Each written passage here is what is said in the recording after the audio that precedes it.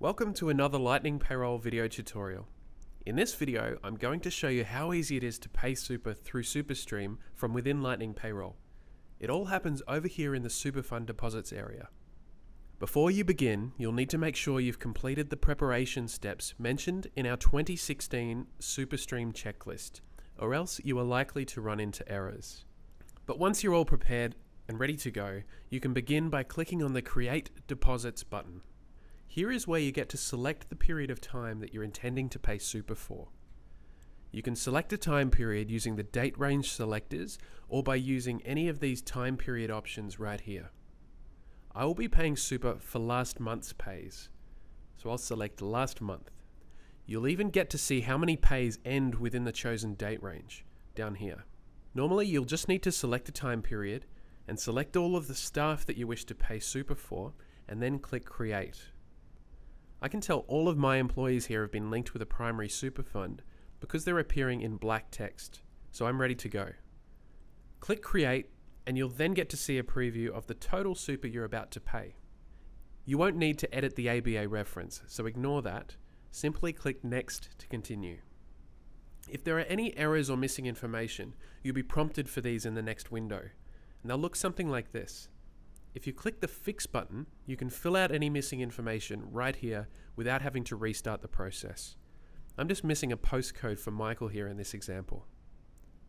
Once all of the errors have been cleared up and saved, you'll then be able to click Next and continue.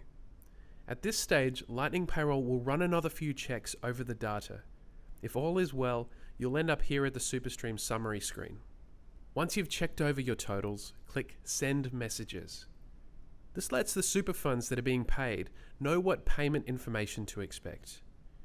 Once your SuperStream messages have been sent, you will then need to make payment to the super funds using the method previously specified in the message. Many of you will already be familiar with using direct entry in Lightning Payroll to pay your staff, but it is now also possible to pay multiple super funds at the same time in the exact same way. To create a direct entry file, also known as an ABA file, click on Direct Entry.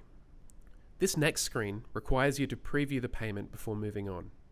This report shows all of the relevant information about each super payment, along with this unique reference number which was included in the SuperStream message we've just sent.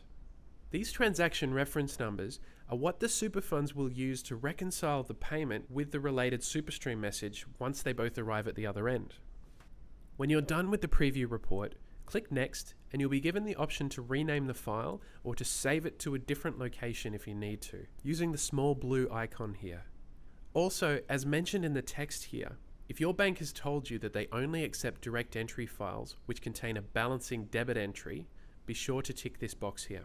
However, most banks don't require this box to be ticked. Click Finish to complete the process. Your ABA file can then be found in the folder where you have just saved it. Your bank will inform you how to upload the ABA file and complete the process. Most banks have instructions on this readily available at their website. This has been a Lightning Payroll video tutorial. For more information, please visit us at lightningpayroll.com.au.